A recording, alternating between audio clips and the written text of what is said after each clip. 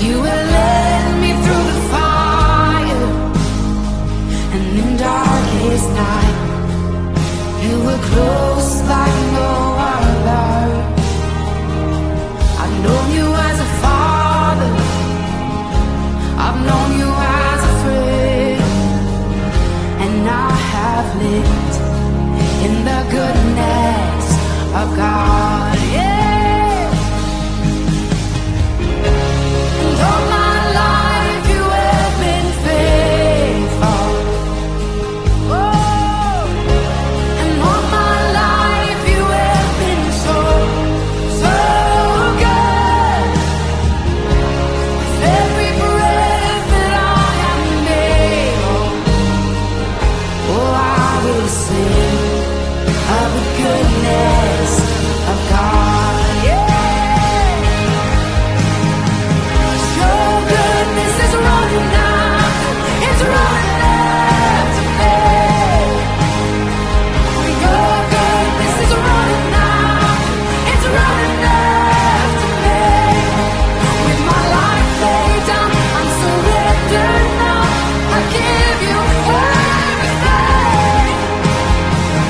Your goodness is running after, it's running after me. Your goodness is running after, it's running after me. Your goodness is running after, it's running after me. With my life laid down, I'm surrendered now. I give you everything.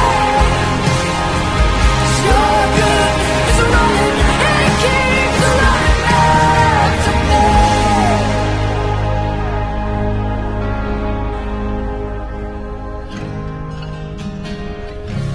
And all my life you have been faithful. And all my life you have been so, so good. With every breath that I am able, oh, I'm gonna sing of the goodness of God. I'm gonna sing, I'm gonna sing. Oh, 'cause all my life you have been faithful. And all my life you have been so, so good.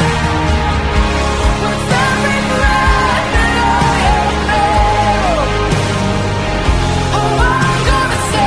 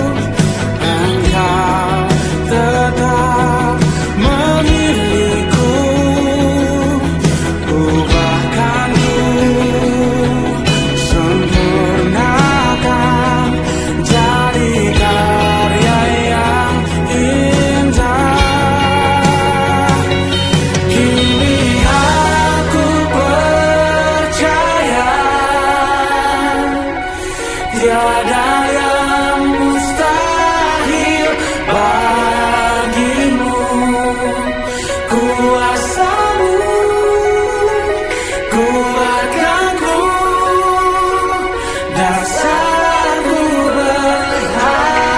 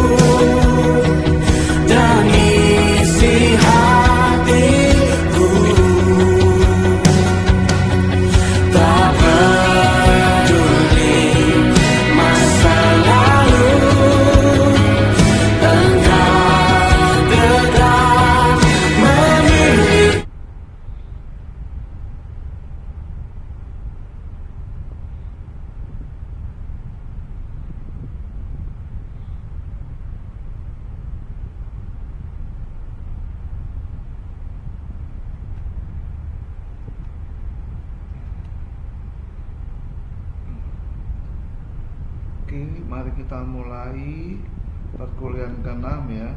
Hari ini Assalamualaikum warahmatullahi wabarakatuh. Salam sejahtera bagi kita semua.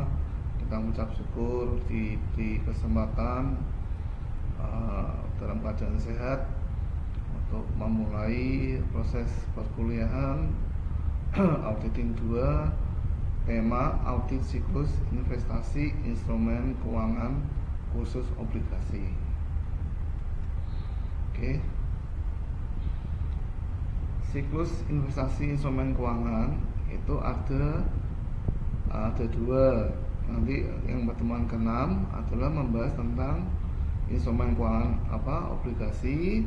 Nanti yang ke-7 sebelum UTS kita membahas tentang instrumen keuangan yang saham ya. Oke. Siklus investasi instrumen keuangan adalah siklus investasi yang berhubungan dengan transaksi investasi pada instrumen keuangan. Ininya gimana nih berarti?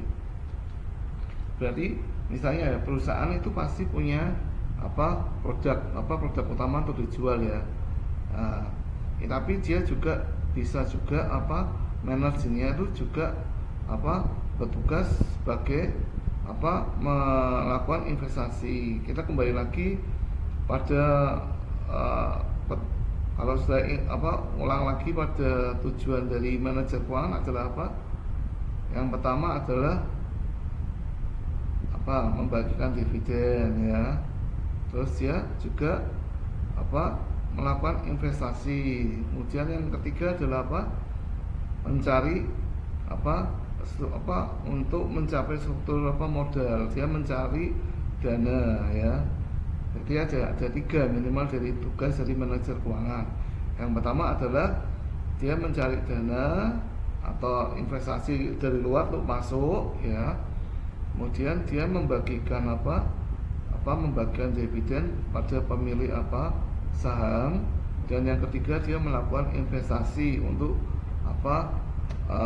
kalau dia kelebihan uang itu dimasukkan ke investasi keuangan. Oke ya. Karena hubungannya dengan manajer keuangan. Oke. Dari berbagai bentuk instrumen keuangan yang menjadi kajian utama adalah dalam bentuk obligasi dan saham. Obligasi itu apa sebetulnya obligasi? Obligasi adalah surat utang ya. Surat utang dari perusahaan ya, untuk memberi kepastian pada investor dia mencapai istilahnya kalau misalnya perusahaan mengeluarkan obligasi ya, berarti perusahaan tersebut memberi surat utang kepada para investasi ya. Ada dua sisi nih ya. Ada dua sisi, perusahaan memberikan surat utang atau perusahaan menanamkan investasi, ya beda ya. Kalau perusahaan memberikan surat utang berarti perusahaan berhutang, ya. Tapi kalau perusahaan menanam investasi, maka perusahaan nanti akan mendapat bunga, ya, bunga obligasi, bisa setahun 2 kali atau setahun 3 kali, oke ya. Tapi kalau saham nanti hanya dividen, ya, dan capital gain kalau dia main di trading, oke ya. Jadi posisi investasi dalam laporan keuangan atau neraca dimasukkan dalam investasi surat berharga, ya, terdiri dari obligasi dan saham, ya. Kalau jangka pendek deposito, kemudian note atau surat T, ya, T. Kalau jangka panjang itu berarti lebih dari 1 tahun, ya, atau misalnya mungkin sampai 10 tahun sampai 15 tahun. Contohnya apa? Kalau investasi surat berharga itu kira-kira yang paling aman? Yang paling aman adalah obligasi punyanya pemerintah, ya, ori, atau sukuk kalau dari syariah, ya, itu paling aman karena ditanggung oleh pemerintah. Jangka panjangnya ada yang 5 tahun, 10 tahun sampai 20 tahun. Dan kebanyakan surat berharga Indonesia itu yang obligasi surat utangnya itu dibeli oleh perusahaan asing. Karena kenapa? Bunganya pasti dan bunganya besar, lebih besar daripada bunga bank ataupun bunga deposito. Tapi prinsip utama dari investasi adalah semakin tinggi keuntungan maka semakin besar risiko. High risk, high gain, high gain, high risk, oke ya. Nah, obligasi sama saham itu kira-kira risikonya besar mana? Paling besar adalah saham, ya. Saham itu bisa dalam berapa bulan bisa habis, ya, nilai harganya, tapi perusahaannya tetap dimiliki. Tapi obligasi juga sama, obligasi itu juga bisa nilainya turun, nanti kalau turun tuh nanti tidak dijamin, ya. Kayak misalnya Bank Senturi, kasus Bank Senturi itu karena jual beli dari obligasi, tapi diaku oleh bank itu dijamin oleh LPS, padahal produk obligasi itu dan saham itu tidak dijamin oleh LPS. Yang dijamin oleh LPS adalah tabungan dan deposito yang sesuai dengan maksimal bunga yang ditetapkan oleh LPS. Kalau bank itu sekarang 3, misalnya sekarang 4,5, berarti kalau di BPR bunganya ditambah 2,5%, berarti 6%. Kalau 1M itu dengan bunga 6%, berarti saudara per bulan dapat 5 juta, gitu ya. Gitu. Saya pernah punya tabungan 1M, oke, gitu. Ya, tujuan audit itu apa? Berarti menguji kewajaran aset itu, berarti penyajian, ya, dari manajemen dalam laporan keuangan tentang investasi instrumen keuangan. Dalam hal ini adalah obligasi, ya. Nanti dicocokkan dengan apa? Dengan bukti pendukung. Dia waktu beli investasi obligasi itu apakah ada buktinya, ya? Apakah sudah dibukukan dan bukti dari obligasinya itu resmi atau enggak. Yang kedua, penyajinya itu apakah sesuai dengan standar akuntansi yang berlaku. Maka jika kedua hal tersebut dipenuhi, maka tidak terjadi salah saji. Tapi kalau dua hal tersebut tidak dipenuhi, maka terjadi salah saji dalam laporan keuangan. Oke. Nah, tujuan auditnya adalah apa? Untuk ketepatan asesi manajemen, ya, Berarti kejadiannya itu kapan? Apakah kejadian itu maksudnya dia belinya kapan dan langsung dibukukan di pembukuan ataukah ditunda atau langsung dimasukkan. Oke ya. Kedua, kelengkapan. Kelengkapan itu ada bukti pendukungnya ya. Termasuk jurnalnya ada, kemudian obligasinya, surat obligasinya ada, surat transaksinya ada. Dan yang ketiga, hak dan kewajiban. Itu kalau kita melakukan perjanjian beli obligasi harus dibaca semua, karena itu adalah produk keuangan, dan produk keuangan itu hukumnya sesuai dengan apa yang ditulis ya, dan sudah harus hati-hati. Oke.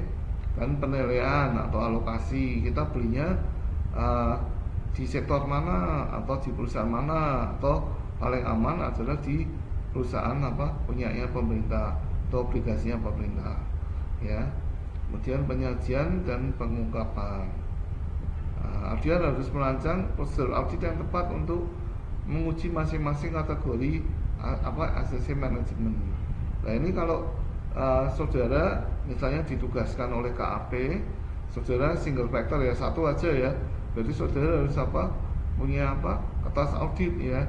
Saudara harus mengecek sesuai urutannya, eksistensinya, kelengkapan, hak dan kewajiban, penilaian atau alokasi. Tapi kalau saudara dua tim itu lebih cepat ya, lebih cepat kerjanya. Oke. Nah, tujuan investasi itu apa? Nah, investasi adalah untuk memperoleh penghasilan ya, dalam bentuk bunga, dividen maupun penjualan kembali investasi. Nah, saudara mesti ingat enggak, penjualan kembali investasi itu gimana maksudnya? Kalau saudara beli obligasinya di bawah par ya, misalnya berarti disagio ya, saudara belinya obligasi disagio dari yang perusahaan yang kita beli, waktu dijual itu nanti sudah naik, maka saudara akan mendapat gain ya, gain selisih harga jualnya di bawah par, dan waktu kalau saudara sudah naik harganya di atas par. Dan biasanya obligasi itu nanti hukumnya bertentangan dengan suku bunga ya, suku bunga bank. Kalau suku bunga banknya naik, kemungkinan besar teorinya obligasi pasti akan turun. Kebalikannya, kalau suku bunganya bank turun, maka yang akan naik adalah gainnya jadi obligasi. Oke. Dan menguasai perusahaan lain untuk tujuan strategi bisnis. Ini apa maksudnya gini? Ini untuk saudara mengakuisisi atau melakukan merger ya, di akuntansi keuangan lanjutan nanti sudah dapat kita beli saham ya, kita akan menguasai berapa persen. Kalau di atas 20, maka kita akan dianggap sebagai pengendali bisnis ya, atau namanya istilahnya kalau sekarang itu kalau dulu namanya acquisition transaksi, tapi kalau sekarang dalam bahasa Indonesia adalah kombinasi bisnis ya. Itu. Tujuan investasi apa? Adalah karena kelebihan kas. Kalau kelebihan kas itu tidak baik, karena sesuai agensi teori, kalau kelebihan kas maka nanti bisa disalahgunakan oleh manajemen ya atau pengelola. Nah, itu harus diawasi oleh pemilik ya, pemilik lewat dewan komisaris ya. Dewan komisaris nanti ada dewan komisaris board of direksi, nanti ada dewan komisaris independen, nanti ada dewan komisaris audit yang akan mengawasi kinerja dari para manajemen atau manajer. Oke. Nah, instrumen keuangan itu dalam bentuk obligasi atau surat utang ya, atau dalam bentuk saham. Bedanya obligasi dan saham tahu ya. Kalau obligasi kita tidak memiliki ya, tapi kalau saham kita adalah bukti pengakuan bahwa kita memiliki dari perusahaan tersebut ya. Tapi kalau obligasi itu enggak ya. Gitu. Kemudian klasifikasi investasi. Nah, ini bisa bersifat trading. Trading itu jangka pendek. Jadi dia perusahaan mencari selisih harga kalau dia beli perusahaan yang bagus atau dia beli di pasar nego, pasar sekunder, nanti dia bisa membeli obligasi dari miliknya orang lain, dia dengan harga diturunkan. Dan kalau sudah naik, dia pasti prediksi kalau suku bunganya turun, pasti dia akan investasi kebanyakan ke obligasi, dan perusahaan akan membeli di pasar-pasar yang ada diskonnya obligasi atau disagio obligasi, supaya pasti dihadapkan dengan turunnya suku bunga bank, harganya obligasi pasti naik dan dia bisa dijual sewaktu-waktu. Oke ya. Nah, itu kalau fluktuasi harga sekuritas. Yang dalam ini adalah obligasi. Ya, bersifat available for sale jika penjualan hanya dilakukan pada saat perusahaan membutuhkan kembali kas. Ini jangka pendek ya, untuk jaga-jaga, karena obligasi itu adalah bentuk aset yang liquid ya, meskipun kalah liquid dengan kas bank, tapi dia juga liquid, hanya butuh 1 sampai seminggu untuk untuk dijual, nanti baru ditransfer oleh pihak pihak emiten atau pihak sekuritas. Oke ya. Kemudian yang investasi jangka panjang adalah yaitu untuk investasi tujuan jangka panjang. Jangka panjang sama jangka pendek apa? Kalau jangka panjang itu namanya strategis ya. Jadi keputusan strategis adalah keputusan jangka panjang di atas 5 tahun sampai 20 tahun ya. Tapi keputusan dan taktis adalah jangka pendek. Misalnya contoh sudah pernah dengar dana taktis ya, itu adalah dana untuk keperluan jangka pendek, seminggu atau minimal di bawah 1 tahun ya. Nah, transaksi investasi, pembeliannya investasi, kemudian penerimaan pendapat investasi itu juga harus diaudit untuk dividennya, untuk saham, dan bunga obligasinya, bunga untuk obligasi. Demikian juga untuk transaksi investasi juga diaudit, dan penilaian investasi pada akhir tahun. Jadi tugas auditor adalah untuk mengaudit kesesuaian dari 4 transaksi ya, pembelian, penjualan, dan kemudian penerimaan pendapatan bunga obligasi ataupun dividen untuk saham ya. Nah, akun-akun yang terkait untuk sekuritas atau saham dan obligasi adalah jangka pendek trading, kemudian jangka pendek available for sale untuk dijual, jangka panjang adalah sesuai khusus untuk obligasi, karena obligasi biasanya 5 tahun ke atas. Jangka panjang juga saham. Kalau saham itu jangka pendek pasti sudah rugi, karena kebanyakan yang saham itu hanya 5 tahun ke atas baru kelihatan hasilnya ya. Termasuk juga nanti metode biaya sahamnya, investasinya juga dicatat, biaya investasi ekuitas dan laporan konsolidasi. Kemudian penyelesaian harga pasar, kalau kan harus disesuaikan harga pasar sekarang berapa supaya nanti laporan keuangannya itu bisa up to date ya, sesuai nilai pasar. Laba rugi investasi belum direalisasi. Oke, potensi salah saji, berarti kita dugaan dari auditor yang sering terjadi adalah klasifikasi transaksi, berarti akunnya salah. Kemudian kesalahan pengukuran biaya investasi untuk mendapatkan investasi tersebut ya. Kemudian kesalahan penilaian investasi pada akhir tahun. Nah, contoh aplikasinya nanti kalau di laporan akuntansi keuangan dan akuntansi lanjutan, biasanya tanggal 1 April perusahaan A membeli obligasi ini, nanti pada Juni dia memperoleh bunga, berarti dihitung bukan dari Januari sampai Juni ya, tapi dari April sampai Juni ya, kayak gitu. Kemudian kesalahan pencatatan penjualan obligasi, kemudian kesalahan pencatatan pendapatan atas investasi obligasi atau sesuai dengan klasifikasi investasi. Oke. Nah, ini juga kalau jangka pendek itu biasanya lebih sering ya, kalau lebih sering maka akan lebih jelimet ya. Kalau transaksi jangka pendeknya seringkali dia rutin ya, itu akan kadang gini, obligasi beli jual ya gitu, sudah harus menghitung nanti per periode tutup bukunya ya. Kesalahan penentuan biaya investasi, kesalahan penentuan laba rugi investasi, kemudian kesalahan penilaian akhir tahun, perbandingan biaya dengan nilai pasar, kesalahan pelakuan akuntansi atas selisih biaya dengan harga pasar.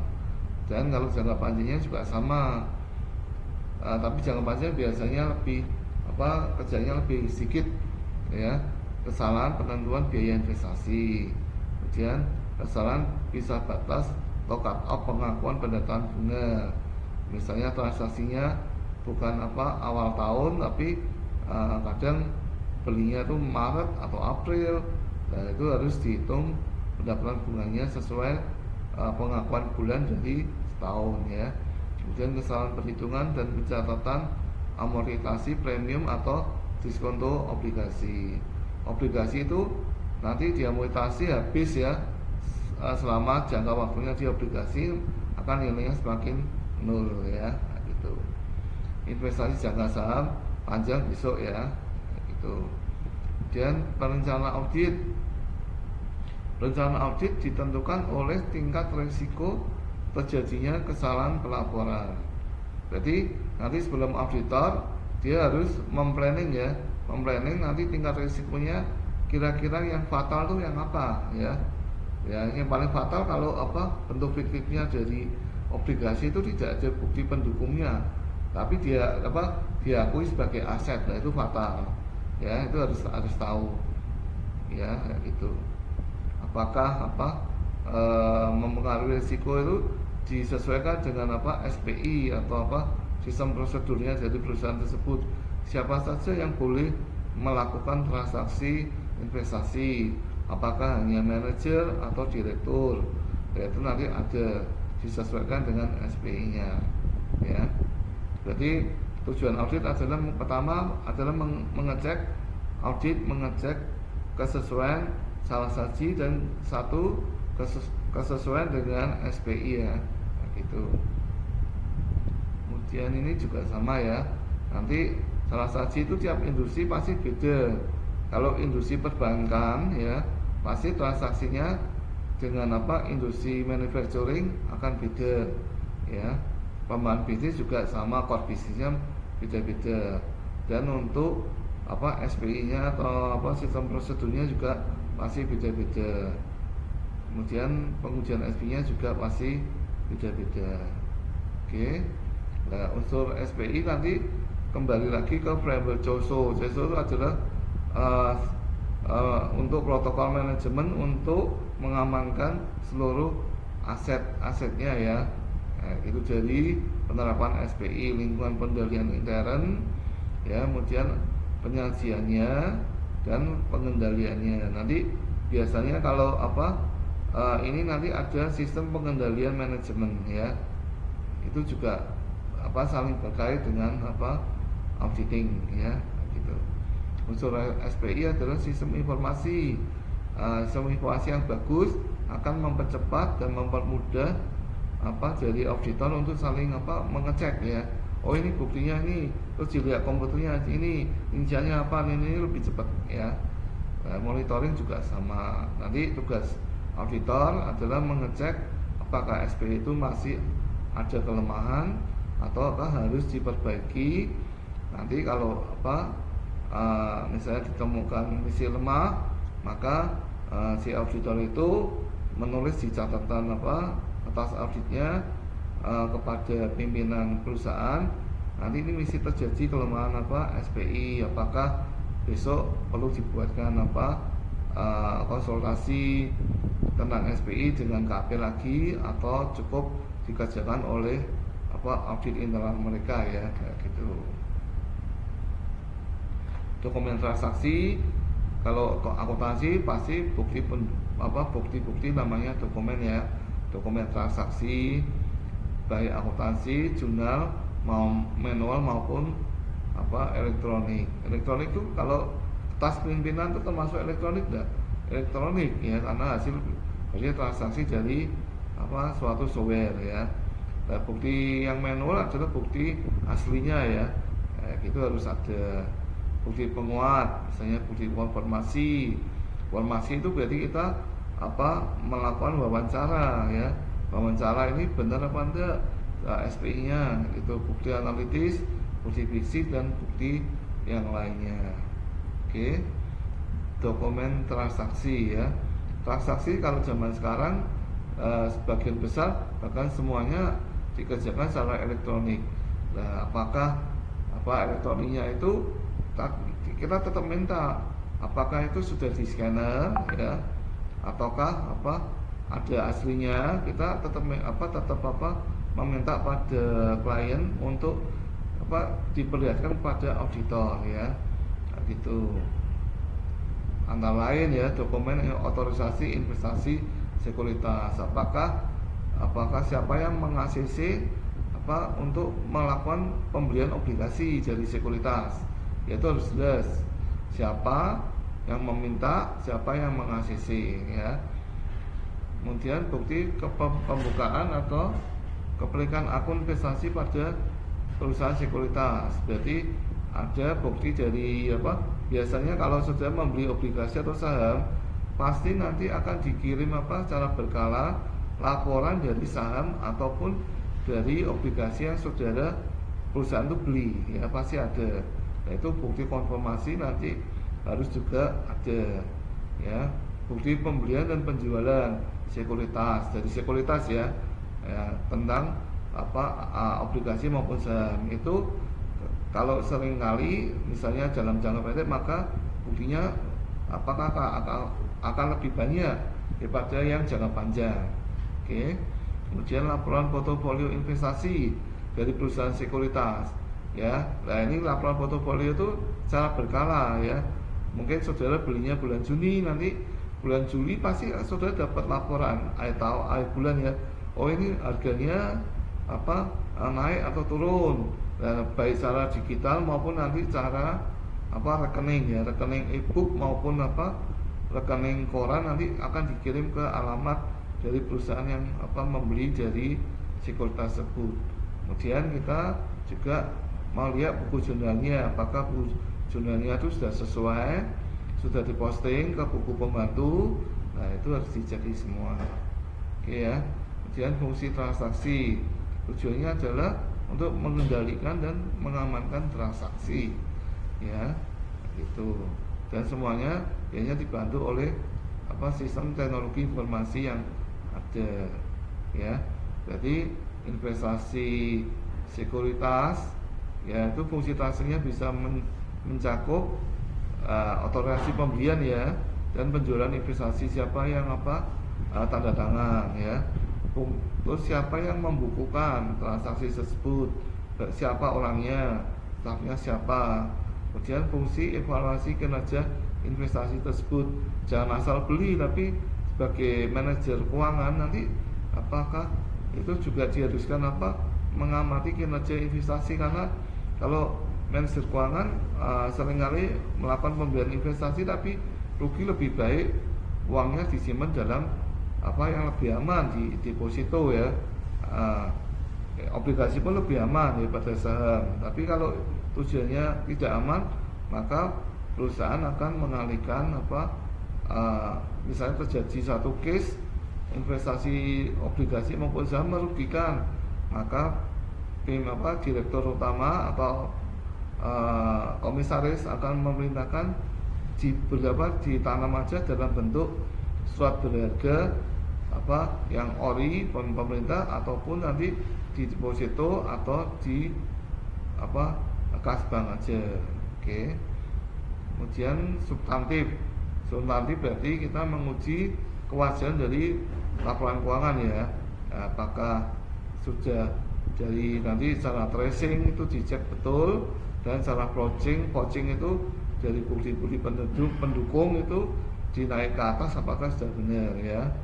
Sifat saat dan luas pengujian substantif itu disesuaikan dengan sistem prosedur dari audit internal ya, apakah sudah sesuai apa belum. Jika audit internalnya kuat, maka potensi kesalahannya substantif untuk laporan keuangan yang dibuat akan menjadi lebih kecil. Oke. Nah, pengujian substantif adalah pendahuluan analitis, pengujian transaksi, pengujian saldo akun, pengujian estimasi akuntansi, review penyajian dan pengungkapan. Nanti berarti kita nanti khusus otak atik di laporan keuangan ya, gitu. Nah, proses pendahuluan. Nah, kita harus tahu tentang objek audit kita.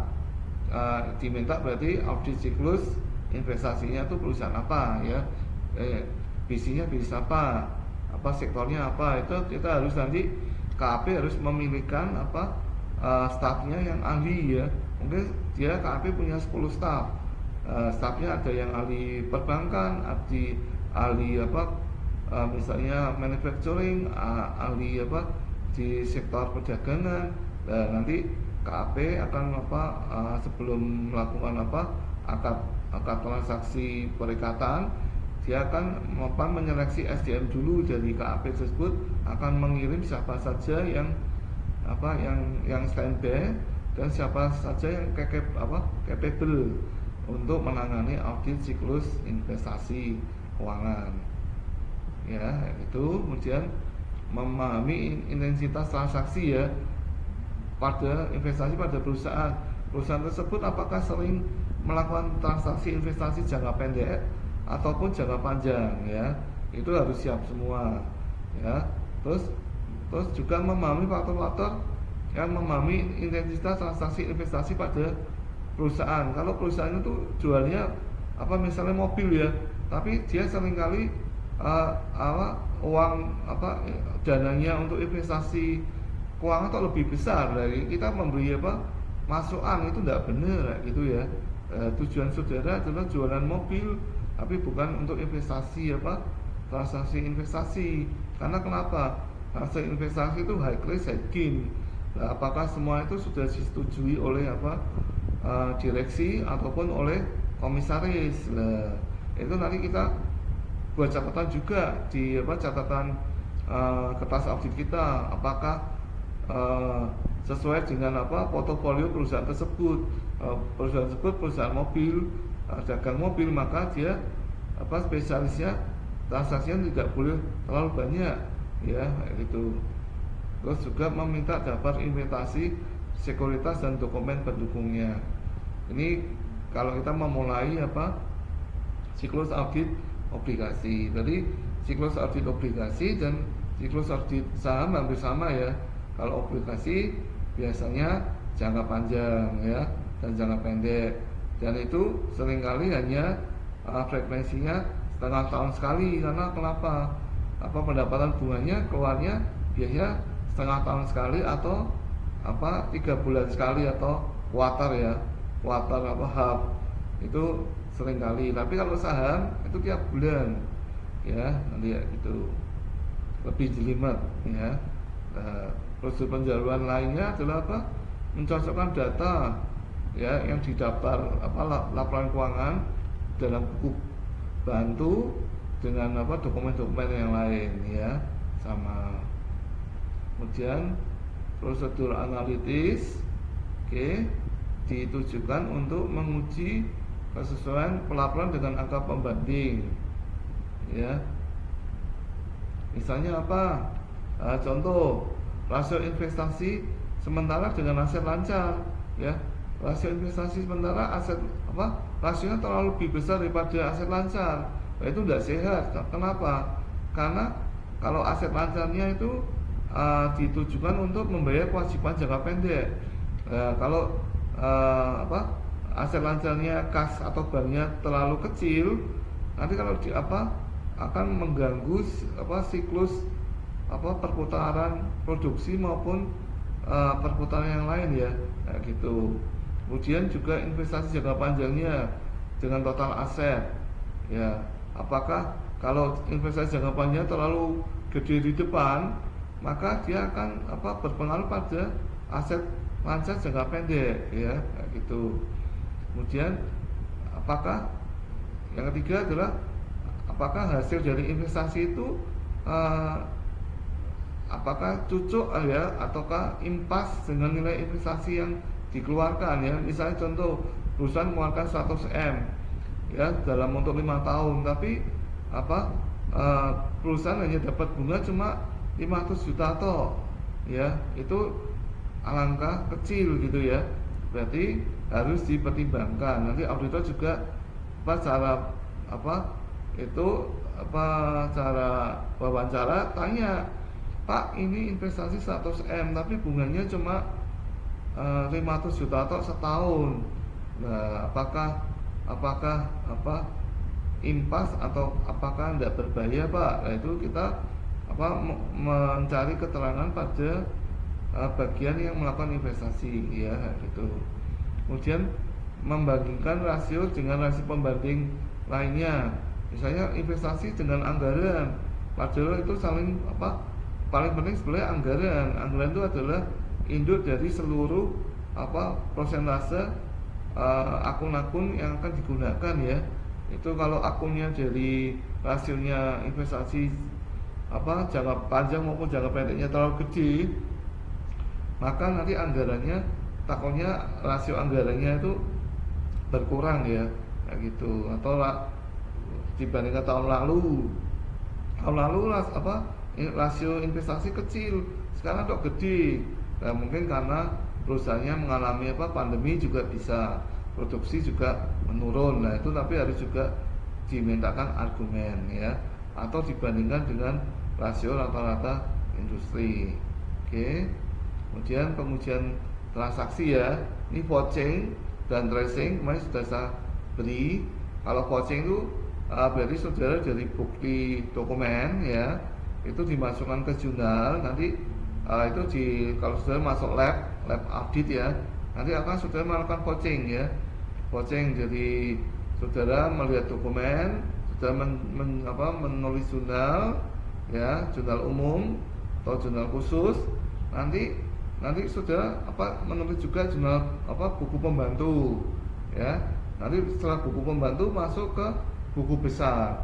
Nah, nanti kalau sudah dicek semua, maka sudah akan menambahkan tanda vouching, ya, atau sudah diajarkan pengecekan. Nah, kalau tracing dibalik dari atas ke bawah, ya, kayak gitu.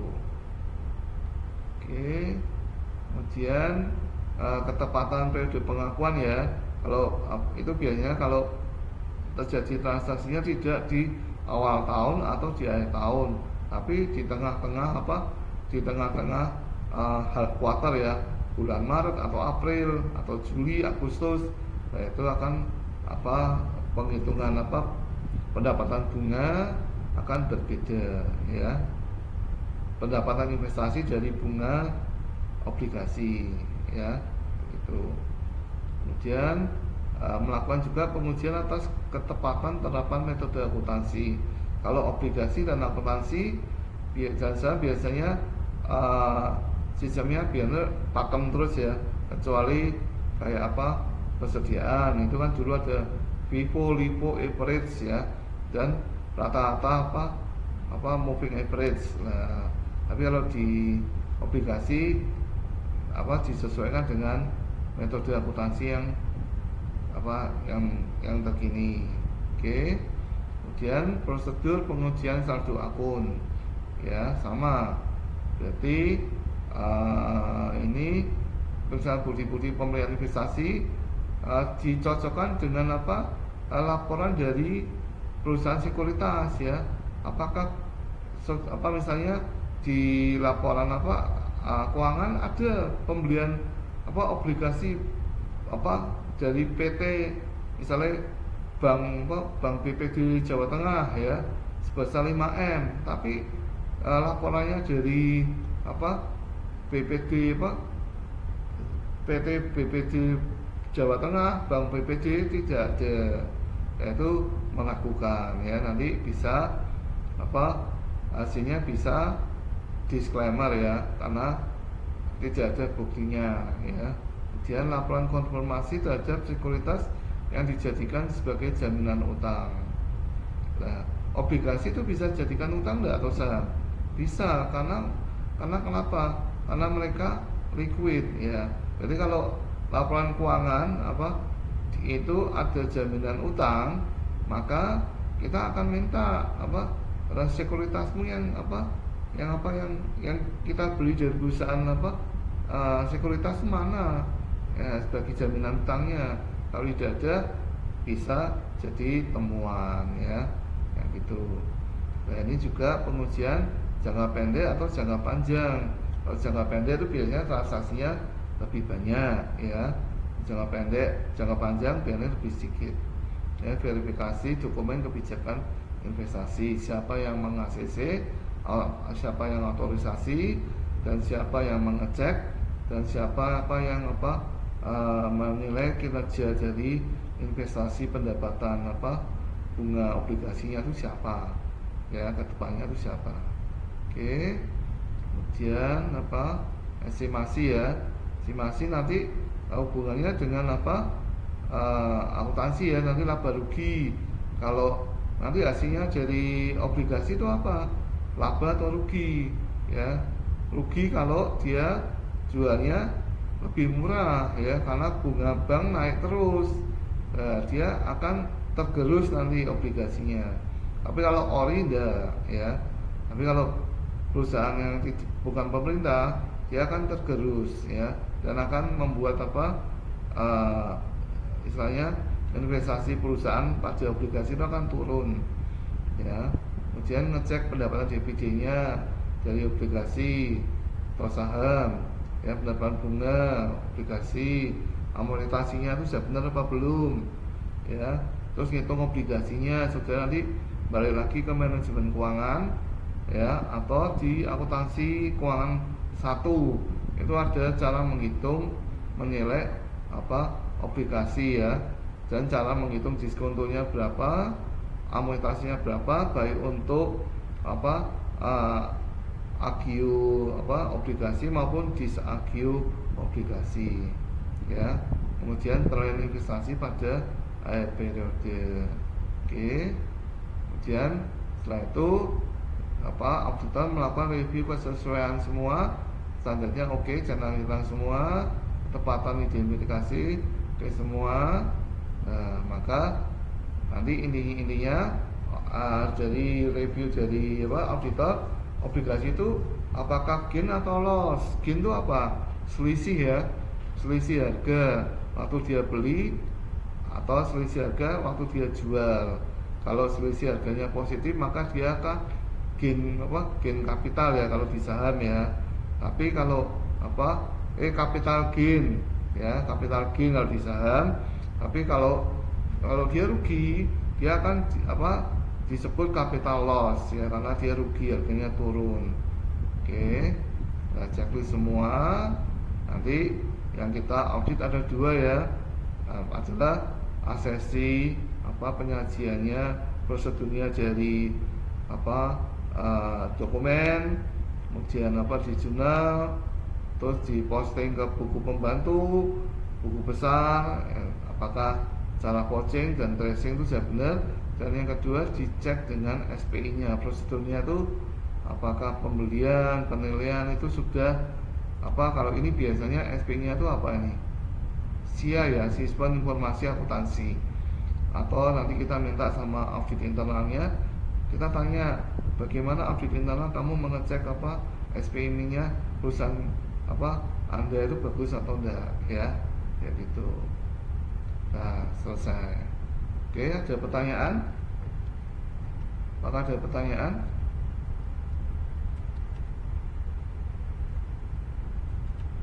Apakah ada pertanyaan? Sebentar ya.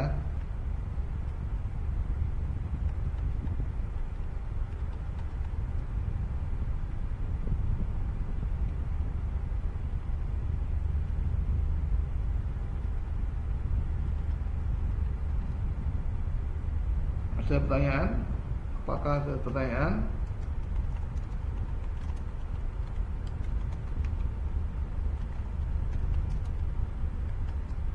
Oke, jadi besok kita minggu ke-7 ya. Minggu ke-7 nanti saya akan sisipkan juga kisi-kisi dari UTS ya.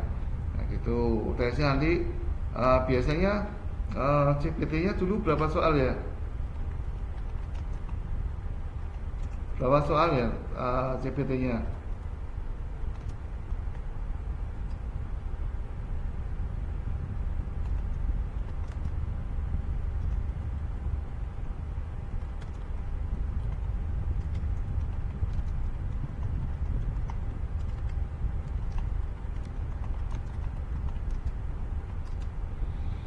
Oke, gitu ya. Jadi nanti saya minggu depan saya siapkan membuat CPT-nya bank-bank soal.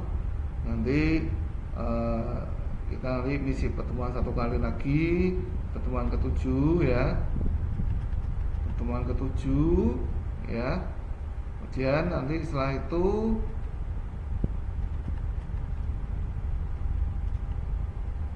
bank 7 setelah itu ada libur seminggu atau minggu tenang baru saudara nanti bisa mengerjakan UTS-nya disiapkan gitu ya. Ada pertanyaan? Kalau tidak ada saya akhiri perkuliahan ke-6 auditing 2. Kalau ada kata saya yang salah ini saya sedikit batuk sehingga gegap kayak gitu hari ini. Itu ya. Insya Allah kita ketemu lagi di pertemuan ke-7 minggu depan hari Selasa jam 7:04. Wassalamualaikum warahmatullahi wabarakatuh. Oke.